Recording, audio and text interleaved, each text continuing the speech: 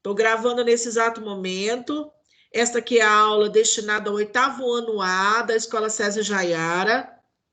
E a nossa gravação hoje, a nossa aula, é falando sobre a Inconfidência Mineira. Foi uma das revoltas que aconteceram na colônia brasileira, na colônia portuguesa, que pertencia a Portugal, e que vai ganhar o nome de Inconfidência Mineira.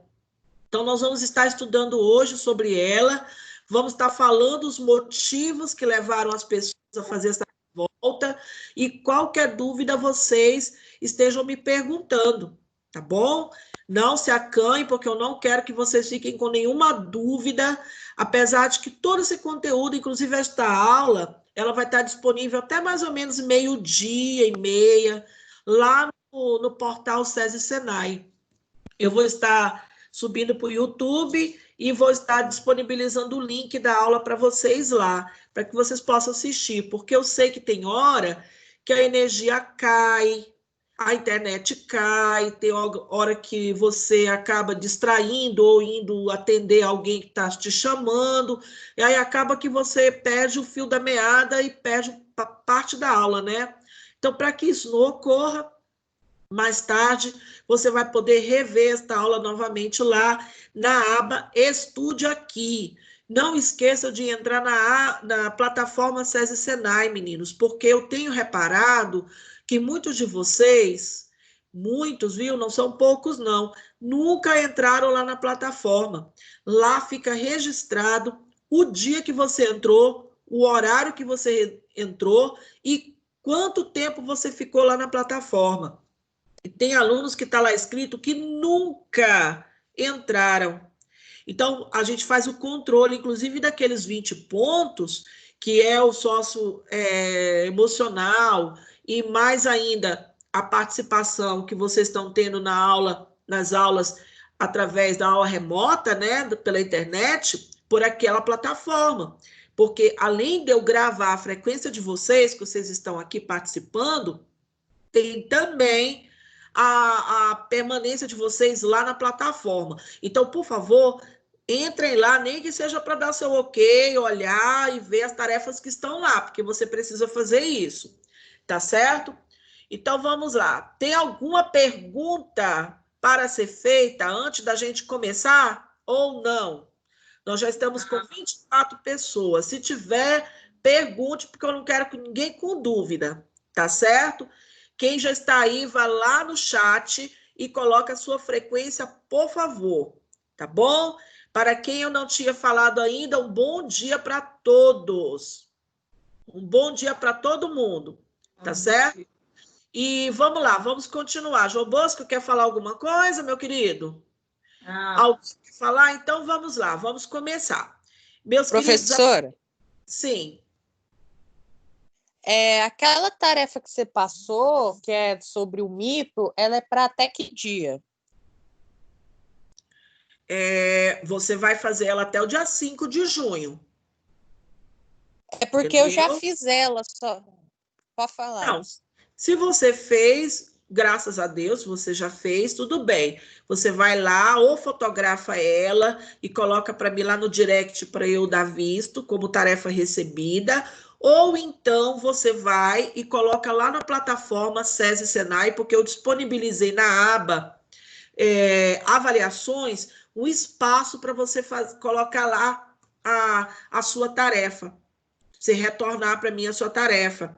Porque uma das coisas que muitos pais de vocês pediram era para que a gente disponibilizasse esse outro recurso para vocês não terem que estar mexendo com o Instagram, nem com o Facebook e tudo, né? Isso, cada família tem o seu particular. Então, nós disponibilizamos esse recurso lá na aba da plataforma SESI Senai para você postar a sua tarefa. No finalzinho da aula, eu vou estar explicando para vocês como que vocês vão estar entrando lá, tá certo? Então, meus queridos, vamos começar a nossa aula e eu gostaria muito de pedir para que vocês não fiquem saindo da sala, porque eu tenho acesso aqui, viu? Não fiquem saindo. Eu sei que a internet cai, mas tentem não ficar fora da aula, tá bom? Então, agora, nesse exato momento, eu vou compartilhar a minha área de trabalho com vocês, tá certo? Na minha área de trabalho aqui, nós vamos ver primeiro o livro, tá certo? Este aqui é o livro de vocês. E lá no livro de vocês, nós estamos trabalhando com a Inconfidência Mineira. E vamos estar vendo também o slide que eu coloquei para vocês lá. Então, nesse exato momento, eu vou passar para o slide, certo? Aqui, ó, porque a gente vai começar a ver esse slide lá do comecinho, lá no início mesmo. Então, preste atenção aqui que vocês estão vendo. Aqui está as cidades mineiras. As cidades mineiras são as cidades mais antigas que nós temos no Brasil, certo? A Inconfidência Mineira, ela acontece no ano de 1789, e ela aconteceu justamente aonde as pessoas chamavam de Gerais, Minas Gerais. Era onde o Brasil retirava praticamente grande quantidade de ouro do seu território. Minas Gerais era uma das maiores produtoras de ouro que já teve na história do Brasil. Por isso que ela tem esse nome, Minas Gerais. Esse aqui é o Pelourinho, né? É o local onde bem fica o monumento dedicado a Tiradentes, a Praça Tiradentes. Aqui são as cidades mineiras. Como toda cidade antiga, ela não obedece uma organização espacial muito bem definida. Ou seja, Minas Gerais são lugares assim onde tem muito declive, muito aclive. O que significa isso? Muito local alto, muito local baixo. Então, a cidade ela é bem desordenada. E como ela foi construída sem ter um planejamento, você vai encontrar em Minas Gerais ruas largas, ruas estreitas, certo? De todo jeito. Este aqui é a figura de Tiradentes. Olha uma frase muito emblemática de Tiradentes. Apesar de tanta riqueza, Minas é pobre, porque a Europa, como uma esponja, lhe chupa toda a substância. O que Tiradentes quis dizer com isso? Que apesar de tanto ouro, tanto diamante, tantas coisas preciosas que existiam nas minas, Minas Gerais eram cidades pobres.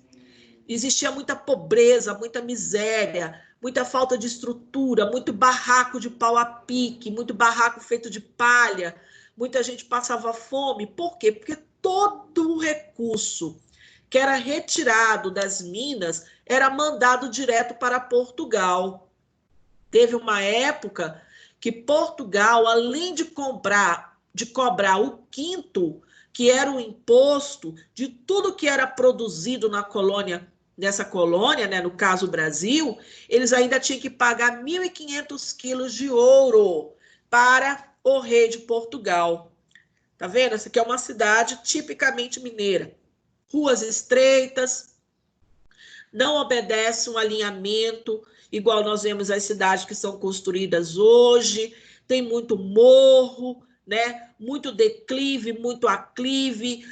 É uma cidade que ela não foi planejada. Então, as pessoas iam construindo nos terrenos à medida que eles iam se apossando dessa terra. Eles se apossavam de um território e eles iam lá e construir sua casa. Por isso que eles não obedecem um padrão.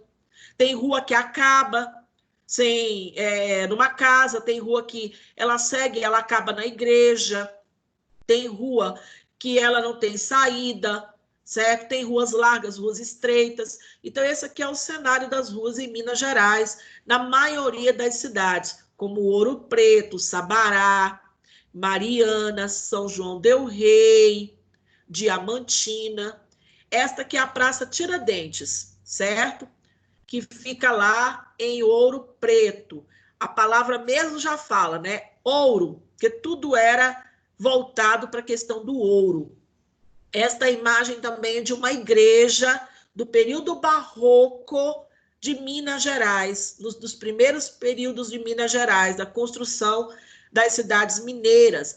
E o interessante é que ela, por dentro, é toda revestida de ouro, porque muitas pessoas que mineravam ouro naquela época eram também muito religiosos, e eles faziam doação para a igreja, doação de santos, doação de balcões, de coisas mesmo que são usadas na igreja, como candelabro, como lustres, e todos eles eram de ouro, porque eles dedicavam parte daquilo que eles conseguiam lá em Minas para, de certa forma, fortalecer a religião daquela época.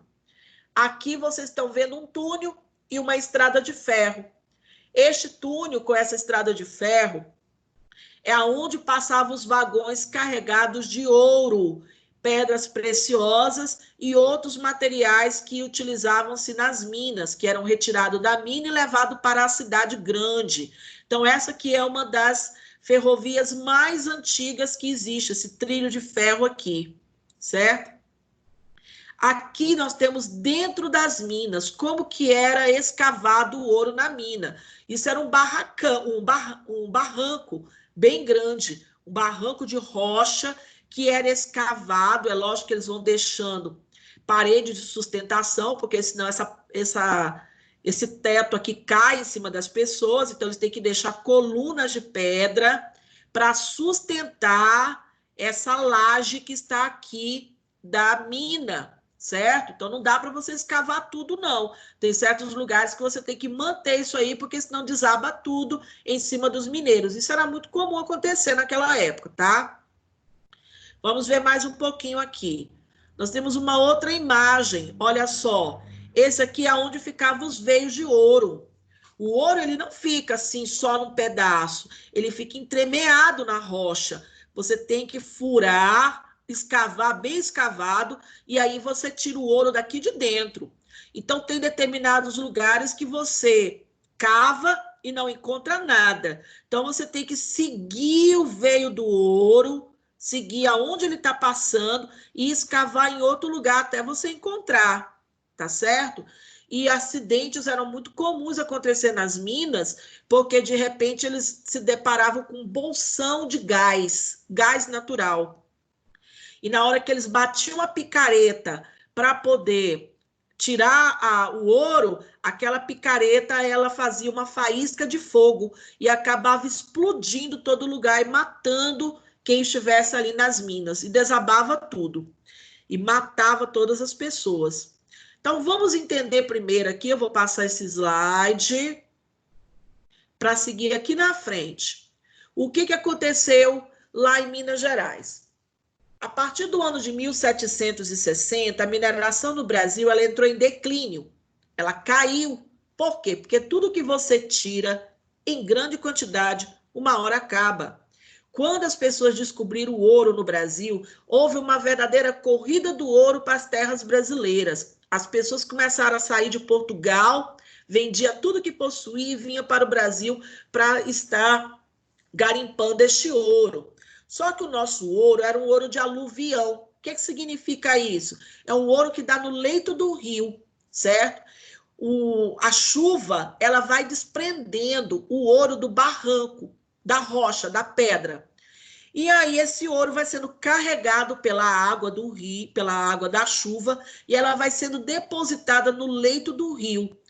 E aí o que acontece? Com o passar do tempo, aquele ouro vai ficar todo ali no leito do rio, e era ali que eles garimpavam.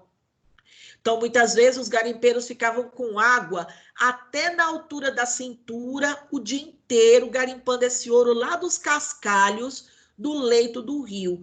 E tinha também o ouro da mina. Só que o ouro da mina era um ouro mais difícil de tirar, porque demandava muito mais esforço do que o ouro tirado no leito do rio.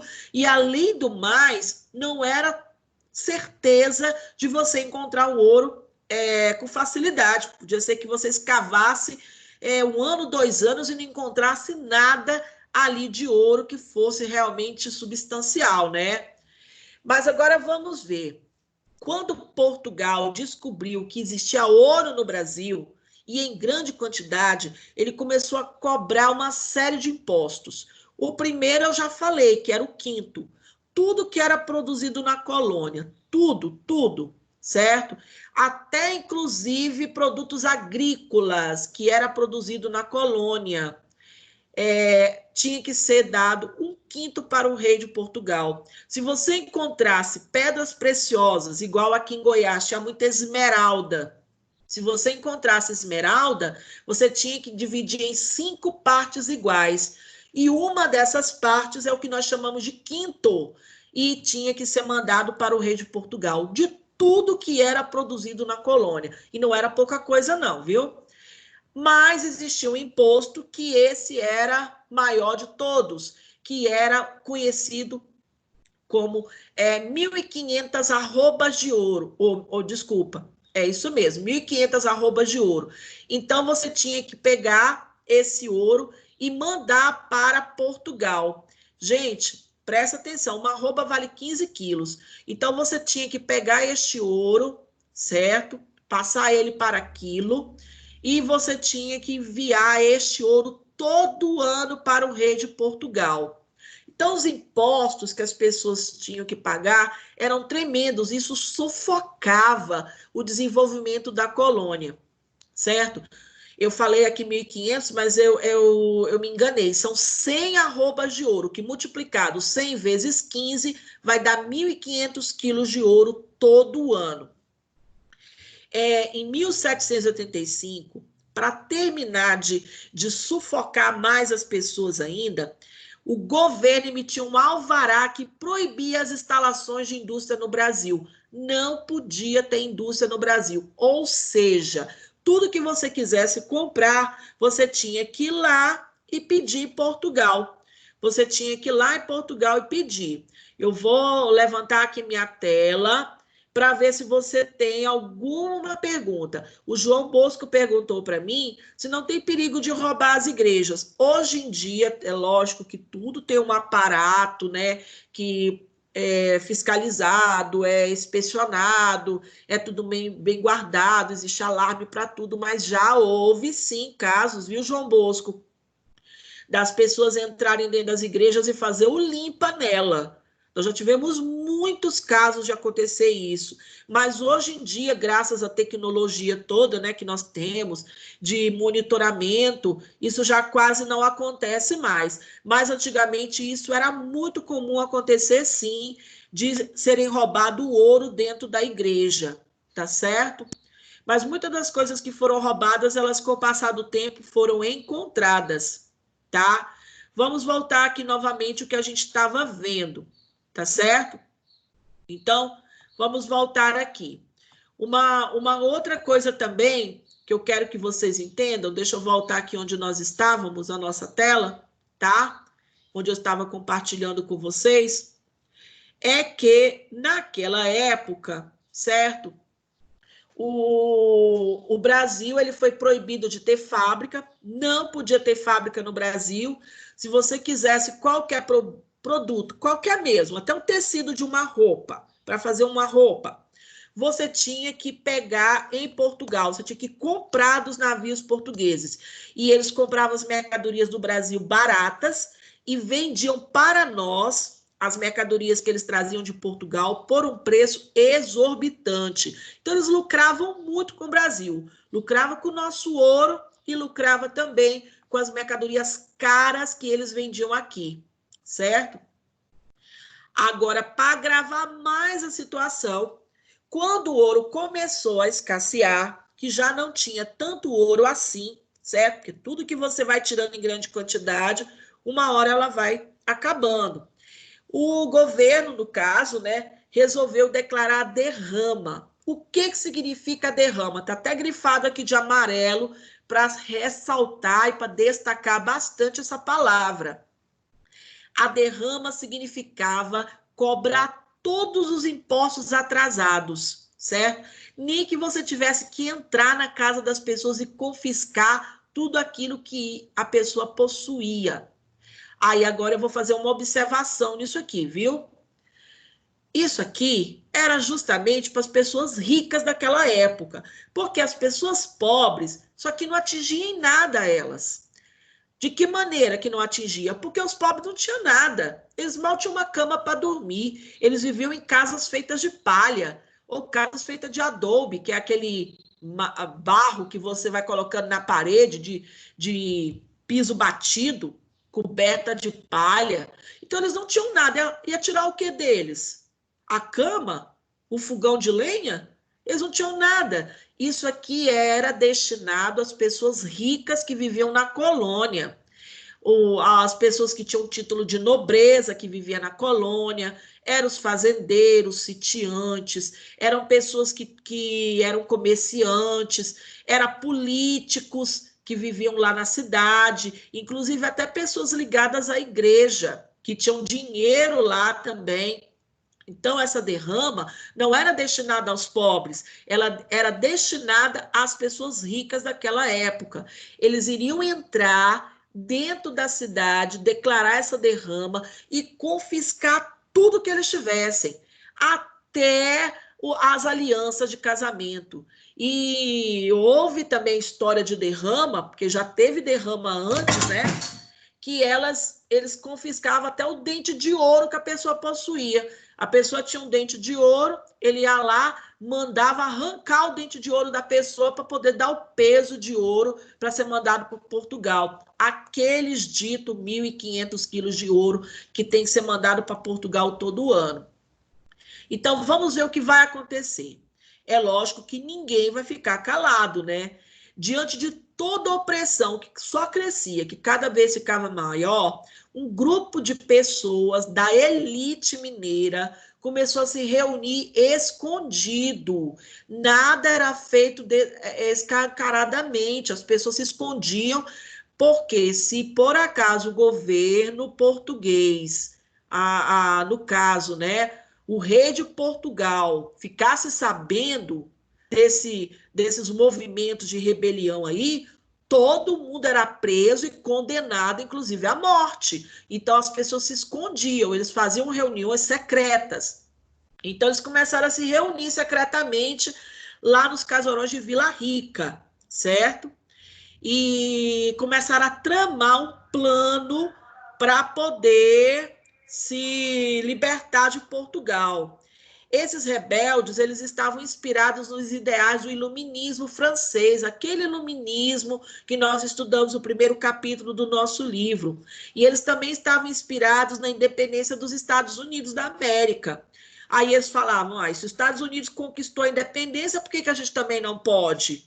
Eles não são melhores do que nós?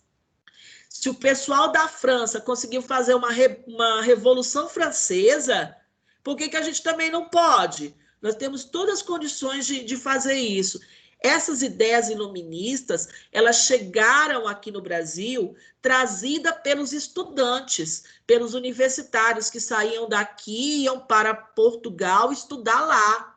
Eles estudavam lá e vinham com essas ideias para o Brasil. E essas ideias começaram a pegar força mesmo, né? E aí, olha só, quem eram esses homens? A maioria dos rebeldes eram homens ricos, né? E eles estavam conspirando contra Portugal. E eles estavam com medo de perder suas riquezas no dia que fosse decretada a derrama. Como eu falei há minutos atrás, isso não era destinado aos pobres, porque os pobres não tinham nada. Se roubasse alguma coisa deles, se tirasse e entrasse dentro das suas casas, não faria a menor diferença. Agora, eram esses rebeldes, esses homens ricos, que tinham tudo a perder, certo? Vamos agora andar mais um pouquinho aqui, certo? Mas entre esses homens ricos, tinha um homem considerado pobre. Mas vamos deixar bem claro que Tiradentes não era tão pobre assim. Quando a gente pensa numa pessoa pobre, a gente pensa uma pessoa que não tinha uma casa, não tinha empregados, não tinha nenhuma renda, e não era verdade. Tiradentes tinha sítio, tinha escravo, ele era um dentista prático, ele aprendeu a arrancar dente das pessoas através da experiência dele do dia a dia, ele era garimpeiro, ele também se tornou militar, ele era alferes, e o nome dele de batismo era Joaquim José da Silva Xavier, mas todo mundo conhecia ele como Tiradentes por causa da profissão de dentista prático. Dentista prático é aquele que não é formado, né? Ele aprende a fazer aquilo ali e vai fazendo. Naquela época, gente, não tinha anestesia para arrancar dente não, viu? pessoa arrancava o dente, era na força mesmo, na coragem. Então, você imagine, né? Hoje em dia, tá lá o dentista aplicando lá uma anestesia e o povo tá achando ruim, né? E naquela época era realmente na cara e na coragem. Deixa eu dar uma olhada aqui se tem alguma pergunta, certo? E vamos lá. Professora, quando a senhora cita a igreja, de quem era tirado? Dos leigos ou dos padres? Ah, era tirado dos padres, né? Tinha muito padre naquela época, extremamente rico, certo? Muito rico, viu, Mateus?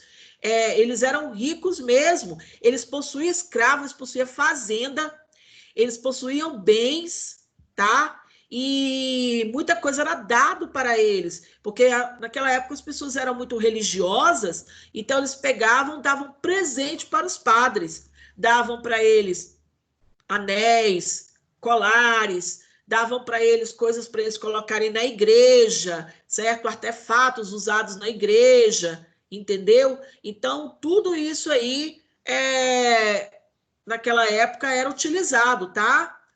Quando vocês precisarem falar alguma coisa, gente, é só perguntar, não tem problema. Aí está perguntando para mim, o Pedro Henrique, como funcionava a derrama. Tinha soldados portugueses que recebiam as ordens do rei para executar a derrama? Sim, tinha sim, viu? Então, quando era decretado a derrama, mandava-se a guarda real para dentro da cidade e eles iam entrando dentro das casas uma a uma, certo? Não tinha esse negócio de ninguém fechar a porta, não. Eles colocavam a porta abaixo, ia vasculhando as coisas das pessoas e arrancando tudo que eles pudessem, todas as coisas. Inclusive, como eu disse para você, se não achasse nada, mas tivesse na boca da pessoa um dente de ouro, eles arrancavam o dente de ouro da boca das pessoas. Antigamente era normal as pessoas fazerem dente de ouro, essas obturações feitas com ouro, né? Pegava crucifixo, pegava anel, pegava colar. Antigamente as pessoas elas usavam também talheres feitos de prata, eles pegavam isso também até dar a quantidade correta de ouro. Vamos voltar então agora de novo ao nosso slide, tá? Daqui a pouco eu volto de novo no chat para ver se tem alguma pergunta. Qual era o objetivo disso aí? Primeiro objetivo, proclamar a independência. Lembra que eu falei que eles estavam inspirados na independência dos Estados Unidos da América, porque os Estados Unidos conseguiu a sua independência, pois eles também queriam a sua independência. Eles não queriam ficar mais sendo cobrados ou sendo, de certa forma, punidos por Portugal. Eles queriam ficar livres. Eles queriam proclamar uma república cuja capital seria São João del Rei, certo? A capital seria lá. E lá seria um outro país. Minas Gerais seria um outro país dentro do Brasil. E uma outra coisa que eles queriam era instalar fábricas. Fábrica de tecido, de ferro, de pólvora e de vidro. Porque não tinha nada disso aqui no Brasil. Não tinha fábrica de pólvora para fazer armas, balas. Não tinha fábrica de vidro, certo? Não tinha fábrica de tecido, tudo que você tinha aqui, você tinha que pedir em Portugal, tá? Isso era muito difícil, porque os portugueses cobravam caríssimo esses materiais, tá certo?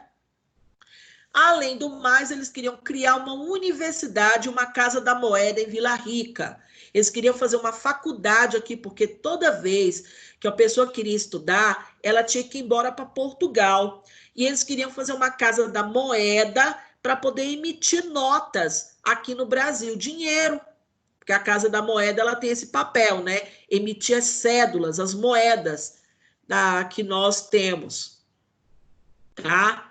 Vamos ver mais uma coisa. E outra coisa muito importante é que eles queriam adotar uma bandeira nova para o país. Essa bandeira ela seria um triângulo vermelho e no fundo dela seria branco e teria a seguinte inscrição: Libertas qui será também. Significa liberdade ainda que tardia. Isso aqui está em latim, é uma língua que nós não usamos mais, tá? Libertas quais será também, que é liberdade ainda que tardia. Olha, Tiradentes até tentou propor o fim da escravidão, mas ninguém escutou ele, sabe por quê? Porque eles não estavam interessados em acabar com a escravidão. Porque muitas das pessoas que estavam ali, esses revoltosos, eram donos de escravos, então eles não queriam acabar com a escravidão, certo? E ele tentou, mas não deu certo, ninguém escutou ele e ficou dito pelo não dito. As pessoas queriam se livrar de Portugal e começar a ganhar dinheiro no Brasil, né? Mas uma coisa fez com que esse movimento deles não tivesse sucesso, certo? Apesar dos planos deles serem extremamente interessantes, os conjurados, casos inconfidentes, eles não tinham armas suficientes para combater o exército de Portugal, os soldados de Portugal. E eles também não tinham apoio popular. Por quê? Como eu disse antes, a maioria das pessoas eram pobres. Significa o seguinte: o que os pobres queriam ver com isso? Não tinha nada a ver com isso, eles não estavam preocupados com isso aí, porque para eles isso aí não atingia em nada, isso só atingia os ricos. Então, para eles, para que eles vão entrar numa guerra, sendo que eles não vão lucrar nada, certo? Por isso que eles não tinham apoio popular, tá bom? Vou voltar aqui para ver se tem alguma pergunta. Professor, era possível que esse movimento acabasse conseguindo a independência de Minas? Se eles não tivessem se entregado, se não tivesse um traidor, com certeza isso poderia acontecer. Mas movimentos separatistas no Brasil só não houve em Minas Gerais, não, viu, gente? Nós vamos ter a Conjuração Baiana, lá na Bahia, anos e anos mais tarde, certo? Quase 100 anos depois, nós vamos ter a Guerra dos Farrapos, nós vamos ter também a Sabinada, a Cabanagem, a Balaiada, que nós vamos estar estudando mais ou menos lá em agosto isso, que também tinham interesse em separar o Brasil. Se caso essas medidas tivessem ocorrido, o Brasil não teria o tamanho que tem, nós teríamos vários países hoje onde é o território do Brasil. Lá, por exemplo, no Pará, por causa do movimento conhecido como cabanagem, lá seria outro país. A Bahia seria outro país, Minas Gerais seria outro país, por conta da farroupilha. Lá no Rio Grande do Sul seria também outro país. Vocês estão vendo? Então, todos os movimentos que ocorreram... no Maranhão, nós tivemos a Sabinada, a Balaiada. Então, todos os movimentos iriam separar o Brasil. Praticamente, o Brasil seria, sabe o quê? O Goiás, o Distrito Federal e talvez São Paulo e Rio de Janeiro. E o resto seria tudo outro país, se essas revoltas tivessem dado certo, tá bom? Cada estado, provavelmente, ou cada região, seria um outro país, tá? Nós não teríamos o tamanho que nós temos hoje, se essas revoltas tivessem dado certo. A gente não está torcendo pelos portugueses, tá? A gente não está torcendo, vamos lembrar isso muito bem, tá bom? Porque eles tiraram tudo aquilo que era de riqueza do nosso país em grande quantidade. Mas, se essas revoltas tivessem dado certo, nós não teríamos o tamanho que nós temos hoje. Então, voltando ao nosso slide aqui, tá? Continuando ainda, se você tiver alguma pergunta, pode acionar o microfone, porque senão eu não vejo. Como eu estava dizendo, sempre tem um que trai, né? E nós vamos ter um traidor. Então, em 1789, a revolta, chamada Inconfidência Mineira, ou também chamada de Conjuração Mineira, porque ela tem esses dois nomes, ela não chegou a acontecer, porque os conjurados foram traídos. Sempre vai ter um traidor no meio dessa história. Um homem conhecido como Joaquim Silvério dos Reis, ele contou o plano todinho para o governador de Minas. O governador de Minas era Visconde, ele tinha um título de nobreza, ele era Visconde de Barbacena. Hoje em dia nós temos uma cidade em Minas que se chama Barbacena ainda, tá? É uma cidade muito conhecida. E esse governador de Minas foi lá e contou para o rei de Portugal. Em troca dos perdões da dívida que ele tinha, ele devia, o Joaquim Silvério dos Reis, devia mais de 220 mil contos de réis, que era o dinheiro que existia naquela época. Gente, réis tá certo, não é real não, tá? É réis, que era o nome da moeda naquela época. E aí ele vai contar todo o plano dos insurrentes, né? Para o governador de Minas, o Visconde Barbacena, em troca do perdão da dívida. Então, quando acontecesse, certo? A Inconfidência Mineira, ele não seria preso, porque ele contou tudo. Por isso que ela nunca aconteceu. Uma semana depois da denúncia, o Visconde Barbacena suspendeu a derrama e passou a comandar a caça aos rebeldes. A maioria do pessoal fugiu. Por quê? Porque sabia muito bem que se eles fossem pegos, eles seriam condenados à traição. A traição, naquela época, era de lesa majestade. E a pena contra essas pessoas seriam a prisão e morte por enforcamento. Então, é lógico que todo mundo que pôde fugiu, certo? Tiradentes, coitado, estava no Rio de Janeiro quando aconteceu essa caçada. Ele nem estava lá em Minas Gerais, ele tinha viajado para o Rio de Janeiro, ele foi preso lá e foi mandado para Minas. Todas as pessoas envolvidas, certo, nessa revolta, porque os líderes da revolta mesmo foi conhecido como Carlos Manuel da Costa e Tomás Antônio Gonzaga.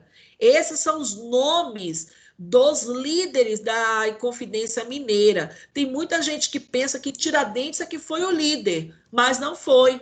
O líder se chamava Carlos Manuel da Costa e Tomás Antônio Gonzaga. Eles eram os líderes, eram os mais ricos que existiam na cidade. Inclusive, eles eram políticos, né? E aí, Tiradentes foi no rolo, foi junto. E eles...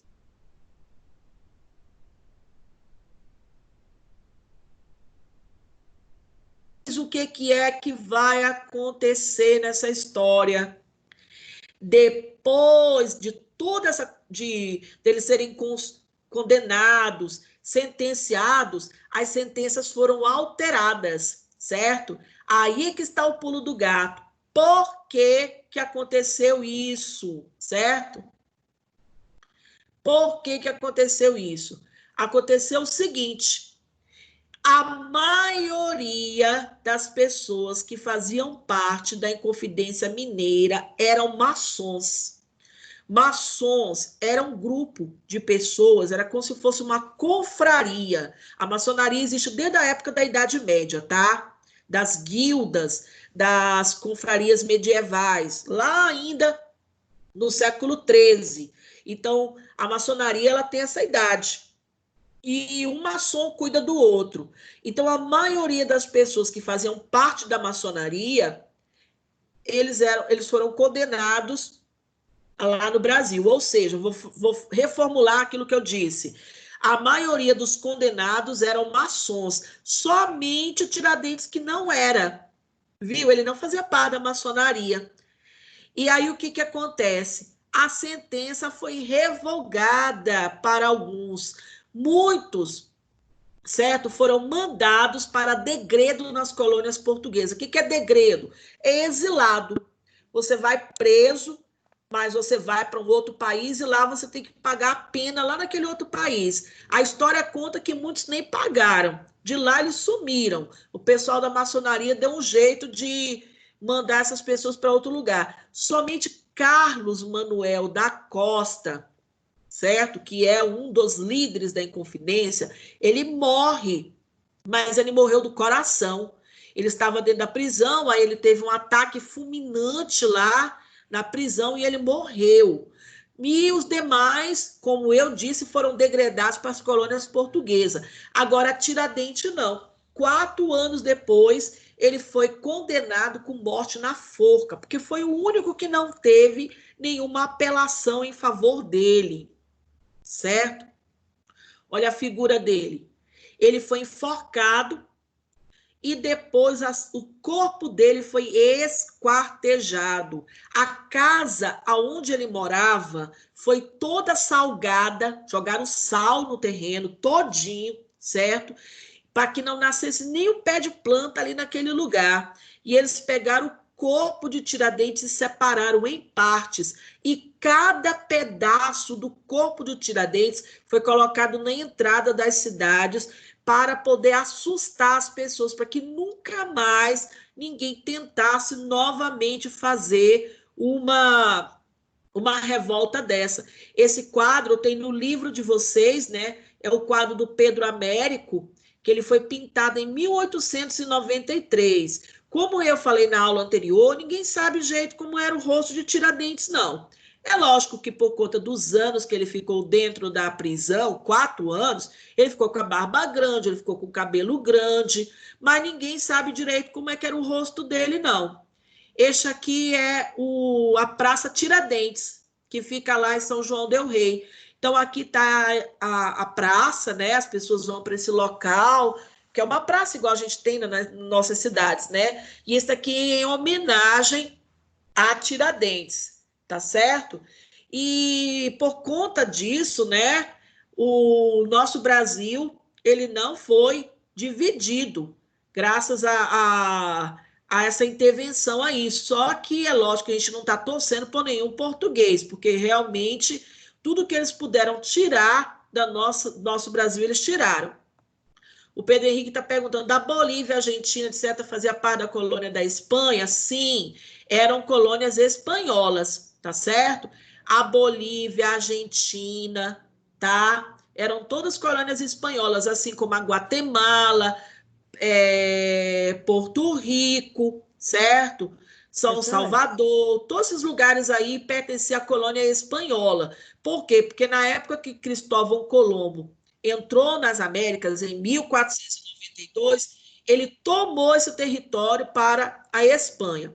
Meninos, eu vou falar rapidinho aqui, ó. Nós temos uma atividade muito importante para nós fazermos. Eu vou descompartilhar a tela, certo? Então, presta atenção aqui, ó.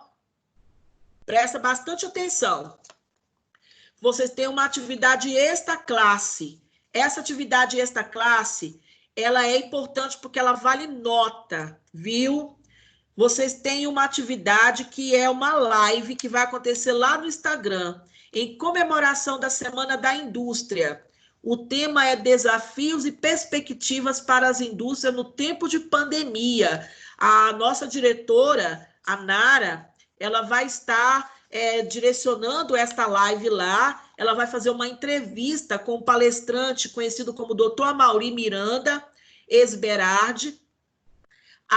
Ela será às 20h30 do dia 28/5, certo? Então, olha só, do dia 28/5, tá? Hoje, tá certo?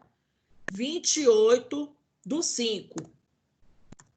Vai acontecer às 20h30, certo? Desculpa aqui, eu coloquei outro número, é 20 horas, tá? É 20 horas, tá bom, gente? 20h30,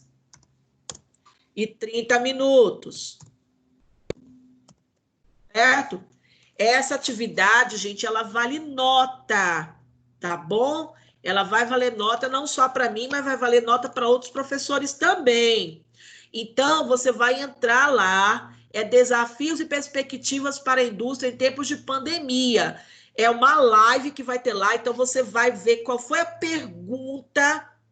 Presta atenção que eu vou falar agora. Você vai ver qual foi a pergunta feita lá que você mais gostou e você vai escrever essa pergunta, a resposta que a pessoa deu.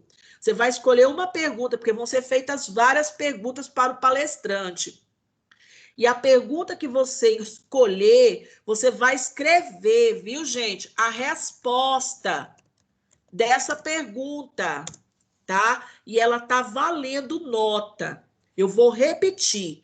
A live vai acontecer hoje, 28/5, às 20h30, 20 horas e 30 minutos, pelo Instagram. É uma palestra que a diretora da nossa escola vai fazer, tá certo? Juntamente com um empresário, em comemoração à Semana da Indústria. O palestrante será o doutor Amaury Miranda Esberardi.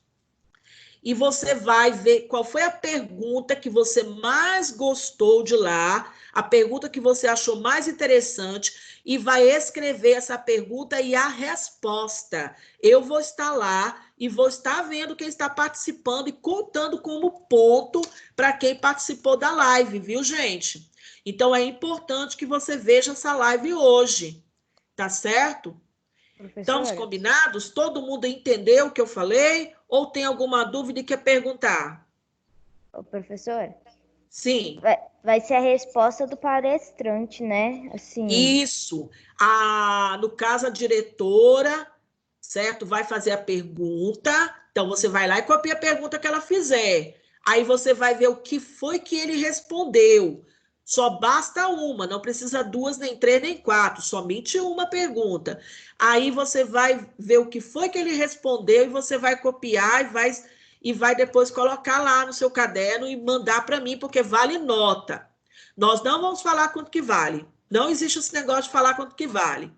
É participação, está dentro daqueles pontos socioemocionais e quem não fizer vai ficar sem esse ponto. Então, faça, por favor, tá certo? Porque nós temos que contar esse ponto para vocês para o segundo bimestre agora, porque essa nota vai direto para o boletim. Tá ok, meninos? Vocês entenderam?